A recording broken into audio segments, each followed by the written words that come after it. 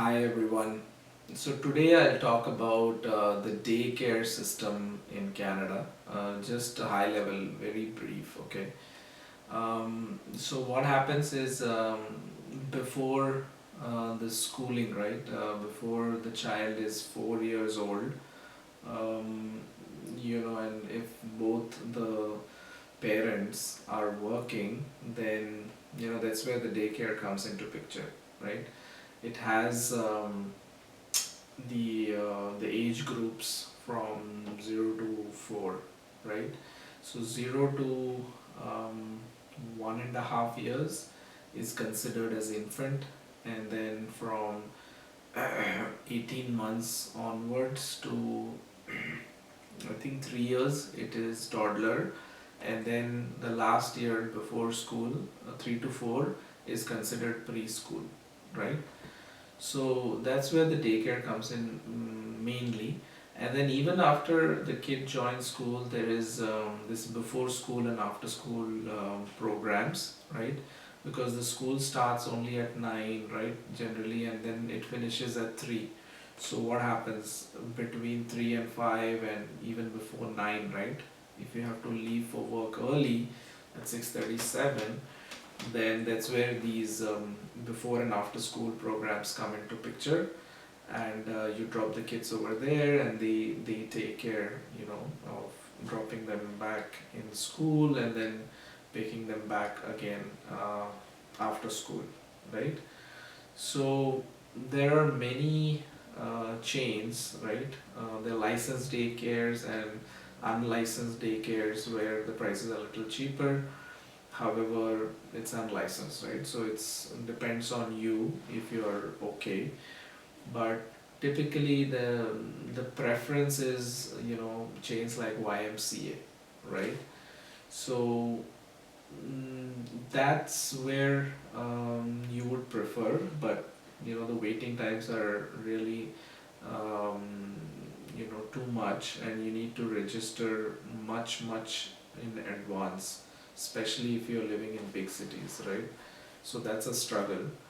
um, Otherwise you can find other licensed daycares where they'll have, the good thing about these licensed daycares is they'll have their own curriculum, like transparency, a mobile app, what they provide for food, all transparent, right, with the parents.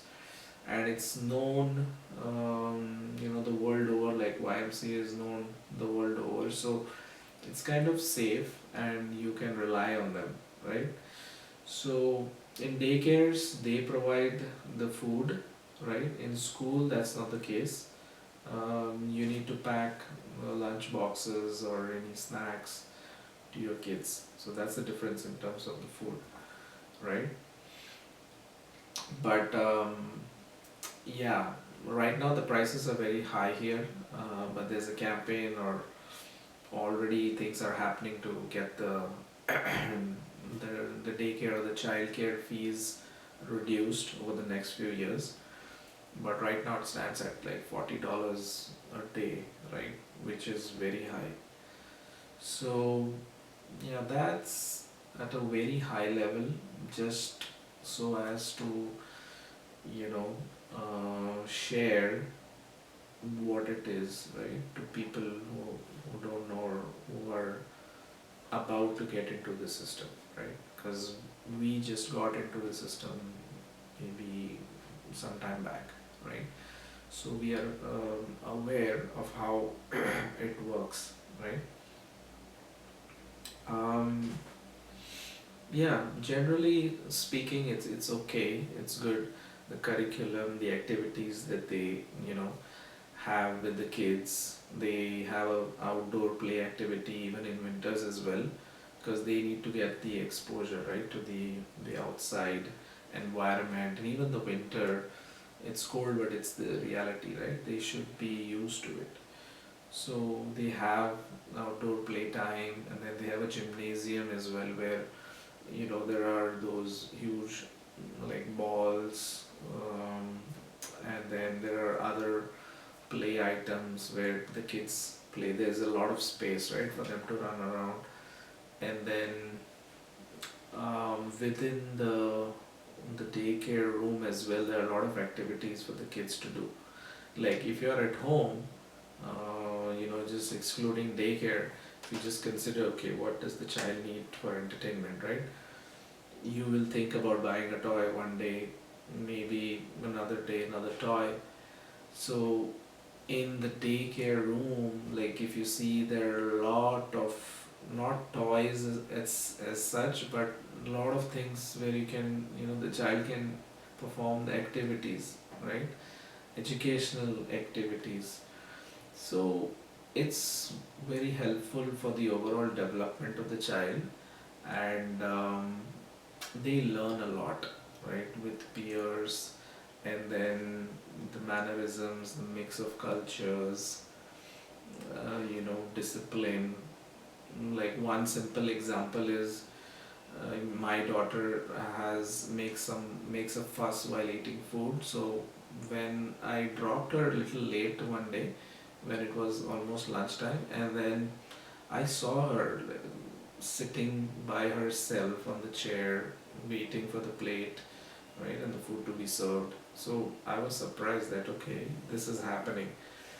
So it becomes much more important when, the child gets close to 4 years old, because the preschool time is very important for them to get get school ready. Because once they're in school, there's no, what do you call, babysitting necessarily, because it's a bigger class, and then they have their own routine. There are other kids in the other grades, they share the playground. It gets little different, right? So they say, because the fees are high, sometimes you hesitate initially, because the infant rates are the highest, right? And then it reduces in the toddler, and then preschool, right? So you can do that as well. Maybe, in preschool you can put them in daycare, so that the fees are also less and they are getting school ready, right? um, yeah, that's what people do. So yeah, this is just a high level of, what a daycare is, and then how it's integrated with the school system, right? Just so that you have a general idea. Like the YMCA which I was talking about is literally in the school campus. So you can imagine how easy it would be for, transiting from the school to YMCA and back, right? So that's helpful. Otherwise, yeah, sometimes they take care, I think. Yeah, they should. They take care of the transportation as well, from the daycare to the school and back. But if it's in the school campus itself, then that's the best thing to happen, right? So you need to see what's best in your neighborhood, and then you can plan accordingly, right? So hope this was helpful to some extent, and thank you for watching.